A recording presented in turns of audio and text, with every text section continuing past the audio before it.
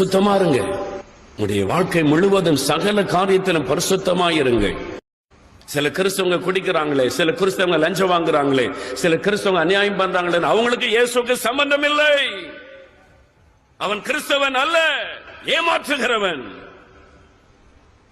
வேதம் வாசிக்காதவன், ஜெபிக்காதவன், இயேசுவை ஏற்றுக்கொள்ளாதவன் கிறிஸ்தவனே அல்ல. கிறிஸ்தவன் என்றால் பரிசுத்த வாழ்க்கை வாழுகிறவன், பரிசுத்தமுள்ள தெய்வத்தை உள்ளத்தில் ஏற்றுக்கொண்டவன், அவன் தான் கிறிஸ்தவன். பேர் மட்டும் கிறிஸ்தவ பேர் வைப்பதினால் கிறிஸ்தவன் அல்ல. சாராய் கடைக்கு போகிறவன் கிறிஸ்தவன் அல்ல. இயேசு அவனுக்குள் இருக்க முடியாது.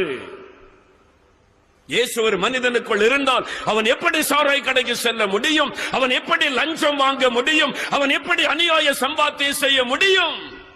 பரிசுத்தம் உள்ள ஒரு தேவனை தனக்குள் வைத்துக் கொண்டு துன்மார்க்கமாய் வாழ முடியாது. கிறிஸ்தவன் என்று சொல்லிக் கொள்கிற எல்லாருமே கிறிஸ்தவர்கள் அல்ல. வேதத்தின்படி பாவத்தை விட்டு மனம் திரும்பி பரிசுத்த வாழ்க்கை வாழ அர்ப்பணித்தவர்கள், அவர்கள் தான் கிறிஸ்தவர்கள். யோசித்து பாருங்க. பரிசுத்தம் உள்ள தேவனை ஆராதிக்கிறோமே, பரிசுத்தத்துக்கு நம் வாழ்க்கை ஒப்பு கொடுத்திருக்கிறோமா? அவர் பரிசுத்தம் உள்ள தேவன். ஏன் ஆண்டவர் பரிசுத்தத்தை வற்புறுத்துகிறார் தெரியுமா? பரிசுத்தமா இருங்க. உடைய வாழ்க்கை முழுவதும் சகல காரியத்திலும் பரிசுத்தம்